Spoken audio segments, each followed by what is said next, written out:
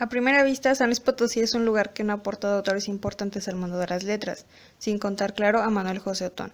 Sin embargo, a la sombra de Otón se encuentran autores potosinos en espera de reconocimiento.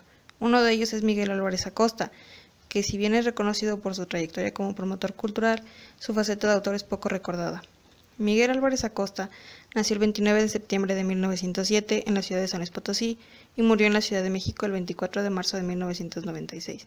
Se tituló como maestro en 1925 en la Benemérita Escuela Normal del Estado y, al mismo tiempo que ejercía la enseñanza, cursó estudios de Derecho, los cuales terminó en 1931.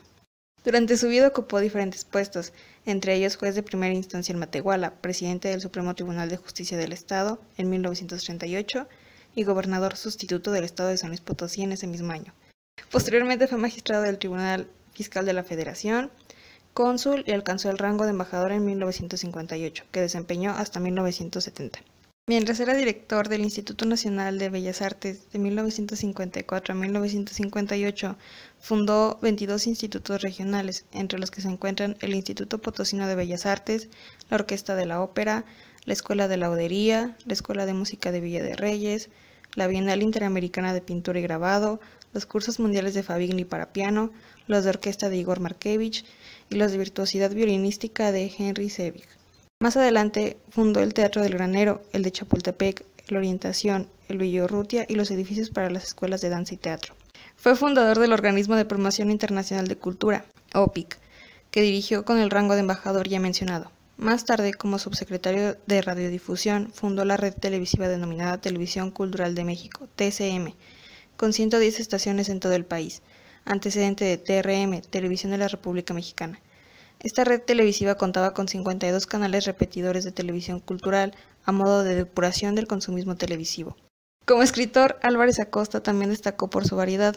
Su obra se puede clasificar en biografía, cuento, ensayo, novela, poesía, teatro, varia invención y antología, destacando entre ellas la novela Gilitla, Lugar de Caracoles, publicada en 1950, Muro Blanco en Roca Negra, publicado en 1952, y La Operadora 9, de 1987.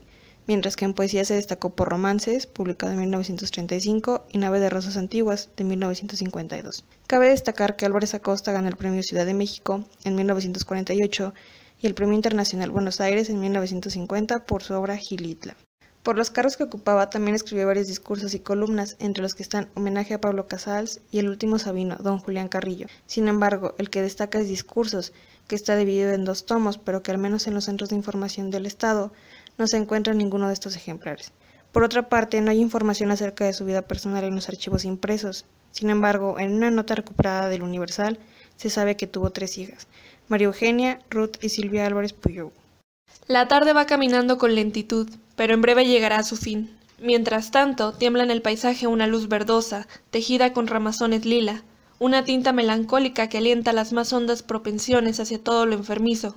Mis recuerdos no son tristes. Si lo fueran, vería yo el modo de llevarlos lejos de la angustia, porque si el pasado no ha de ser un buen licor que nos deleite, ¿para qué? ¿Para qué admitir los recuerdos? Así comienza Muro Blanco en Roca Negra de Álvarez Acosta, que en 1951 ganó el premio del periódico El Nacional.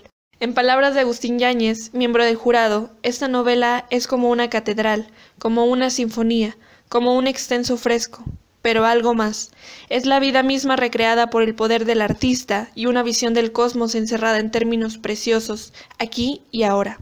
Con 371 páginas en la edición de Cuadernos Americanos, la novela Muro Blanco en Roca Negra no solo es la historia de un conflicto entre familias, pues dentro de esta situación se retratan los contrastes de la vida rural y urbana. La imagen del pueblo, a pesar de la belleza natural que tanto se destaca, es construida como una comunidad salvaje y violenta, mientras que la ciudad es ordenada y civilizada. El título también es importante para determinar que la violencia no es exclusiva del pueblo, sino de todo un territorio unido por una misma desgracia. Desde el inicio se hace referencia a los muros blancos como el bien y la sabiduría sobre la roca negra del odio y de la muerte.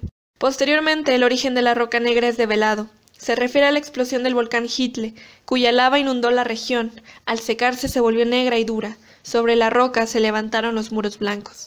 La ciudad es, entonces, la representación del hombre moderno, intelectual y sobre todo racional, que domina sus instintos y se guía por sus conocimientos y reflexiones. Esta transformación es representada en el personaje de Gerardo Anguiano, ya que, a pesar de sucumbir por momentos ante el conflicto, regresa a su posición de hombre citadino, estudioso y ajeno a venganzas familiares. Hay un cambio en la interpretación del honor y cobardía, pues también se vuelven ajenas a él. Por otro lado, el pueblo se concibe como lo contrario. Dentro de este es necesario la matanza entre las familias porque se ha convertido en una tradición y un espectáculo a la vez. Incluso Santa Viviana podría verse como un personaje colectivo. Los habitantes del pueblo pocas veces son individualizados y las reacciones son compartidas. Santa Viviana tornó a vivir sus monotonías, con sencillez, sin zozobras. Vinieron las indiferencias, los abandonos y los olvidos, pero los moradores conservaron su credo sangriento en un capelo sobre cuyas paredes brillantes iban creciendo una esperanza y dos varones, Rómulo Menchaca y Gerardo Anguiano. Son interesantes los intentos de erradicar tal tradición, la muerte simultánea de Refugio Anguiano y Sotero Menchaca, la naciente amistad entre Felipe Anguiano y Polo Menchaca corrompida por Feacro Huerta, pero que finalmente se logra con la última generación, la de Gerardo y Rómulo. La diferencia radica justamente en el cuestionamiento y reflexión. Gerardo es un hombre ya citadino que logra convencer a Rómulo de romper el círculo violento. Además, Álvarez Acosta no deja de lado la sensibilidad y fragilidad del ser humano. Esto es notable en las relaciones amorosas, amistosas y familiares de los personajes.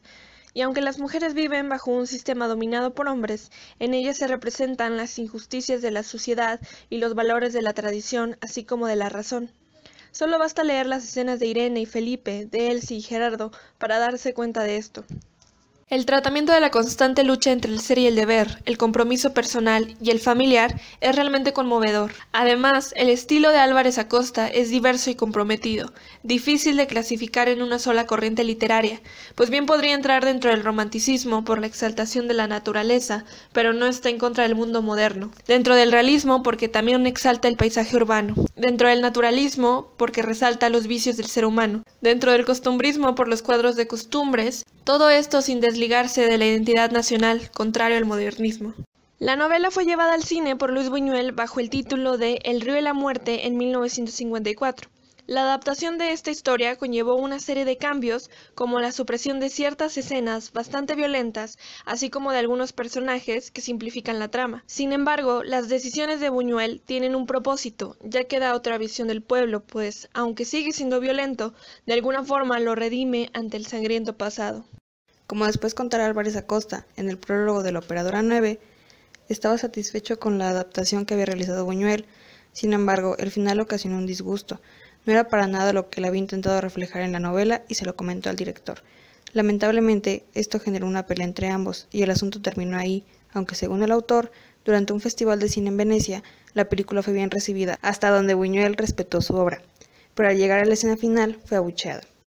Además de escritor y difusor cultural, Miguel Álvarez Acosta también se interesó por la fotografía, especialmente la técnica blanco y negro, y la pintura, así como las artes plásticas en las que produjo obras como Los pasajeros del miedo, Discusión racial, Neofetichismo y Murciélagos. Sin embargo, no se puede ahondar más en ello, pues el registro que existe de estos datos, véanse las notas del periódico Pulso Potosino, carecen de investigación, además de que tales exposiciones no cuentan con fotografías. Solo un par de testimonios que aseguran que Álvarez Acosta dejó alrededor de 500 obras pictóricas. Sorprende que, siendo un autor tan prolífico, Miguel Álvarez Acosta no se encuentre en las listas de autores mexicanos imperdibles. El paulatino olvido de este personaje, ya no solo como autor, tiene una suerte de explicación desde el propio carácter de Álvarez Acosta, ya que las hijas del autor recuerdan a su padre como un hombre discreto, que nunca quiso hacer presentaciones de sus 35 libros de cuentos o novelas, ni exposiciones por razones éticas. Los resultados de la investigación arrojaron un perfil de alguien que, más que un escritor, era un hombre preocupado por la cultura en México, que vivió algún tiempo en la capital para ser publicado y ejercer sus múltiples profesiones, y que, sin embargo, no dejó de lado a su provincia, aunque parece que su provincia sí lo dejó a él. No existe ningún espacio en homenaje, ni siquiera una calle con su nombre. Se han hecho exposiciones de sus fotografías y esculturas, pero nada permanente. Hay 2 exposiciones de las que se tiene información.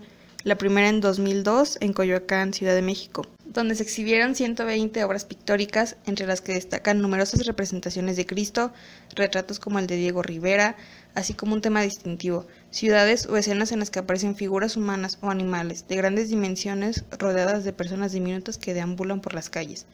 La segunda, llamada Tránsito de una voz apasionada, en el Centro de Difusión Cultural de San Luis Potosí en julio de 2017, enfocada en su obra pictórica y gráfica. Es difícil establecer en qué momento empieza a caer en el olvido, pues en ninguna de las ediciones de sus libros aparece su fecha de defunción, probablemente porque dejaron de reimprimirse antes de que él muriera. Pasa lo mismo con sus obras narrativas, de las cuales se recuperan muy pocas. Del listado más completo de las obras de Álvarez Acosta, que es del Instituto Nacional de Bellas Artes, muy pocas se encuentran en el Archivo Histórico o en el Centro de Documentación Histórica Licenciado Montejano y Aguiñaga. Aunque en el Colegio de San Luis haya más variedad, siguen sin localizarse todas sus obras. Así como las exposiciones, los centros de documentación también son decisivos para mantener u olvidar a un autor. Por ejemplo, en Nueva Hemerografía Potosina 1828 y 1978, de Rafael Montejano y Aguiñaga, hay un listado de todos los autores potosinos que hubo en ese periodo de tiempo, y en complemento con la biobibliografía de los escritores de San Luis Potosí, del mismo autor, se pudo descartar qué obras eran las que estaban disponibles. Ni siquiera su novela premiada y adaptada al cine es realmente accesible. Sin embargo, el aspecto más intrigante es su vida personal. Por la nota del Universal se sabe que tuvo 3 hijas y que se rehusaba a tener presentaciones de libros, pero no se habla sobre si se casó, tuvo hermanos o quiénes fueron sus padres. De los libros disponibles de narrativa y poética, casi ninguno tiene un prólogo o introducción. Tampoco existen muchas fotografías de él, hay algunas en internet y otras en las contraportadas de sus libros. Miguel Álvarez Acosta es una figura misteriosa que parece irse desvaneciendo cada vez más.